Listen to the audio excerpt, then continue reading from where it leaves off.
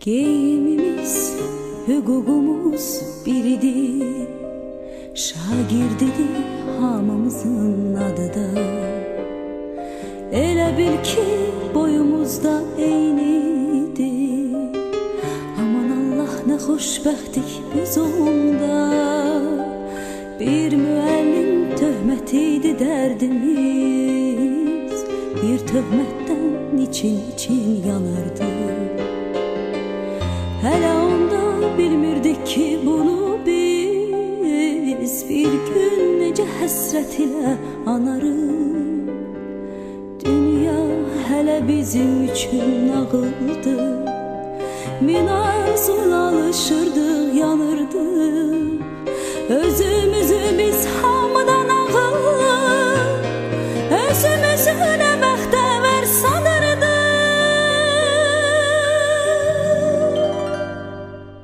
Məktəb illəri ömrümün ən şirin duyğulu qayğısız günləri. Hər anı bir ömrə bərabər seyirli günləri. Ən təmiz arzulu günləri.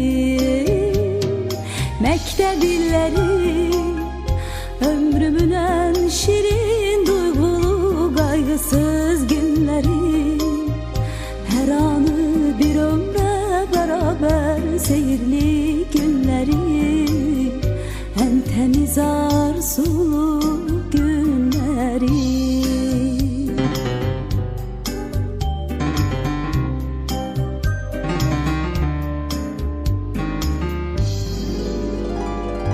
Hələ onda bu dünyanın şərindən, yalanından xəbərimiz yox idi. Qəm qüssəmiz, kədərimiz bir damcı. Hələ onda sevincimiz çox idi. Yazılanı bir silgiyle pozmaqda bizim üçün nə asandı, nə asan. Xəbərsizdik ömrümüzə biz hələ. Taley yazan pozulmayan yazıdan.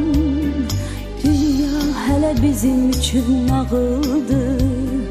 Min arzuyla alışırdıq, yanırdıq. Özümüzü biz hamıdan ağır, özümüzü nə bəxtəvər sanırdıq. Məktəb illəri ömrümün ən şirin duyğulu qayğısız günləri. Hər anı bir ömrə bərabər seyirli günləri. Ən təmiz arzulu günləri. Məktəb illəri ömrümün ən şirin duyğulu qayğısız günləri. Hər anı bir ömrə bərabər seyirli günləri. Ən təmiz arzulu günləri.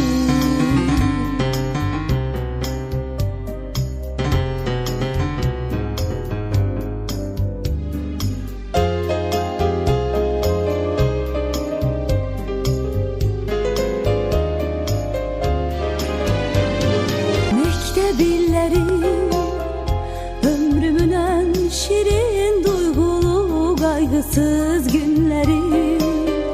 Hər anı bir ömrə bərabər seyirli günləri. Ən təmiz arzulu günləri. Məktəb illəri ömrümün ən şirin duyğulu qayğısız günləri. Hər anı bir ömrə bərabər seyirli günləri. Ən təmiz arzulu günləri. Ən təmiz arzulu günləri. Ən təmiz arzulu günləri.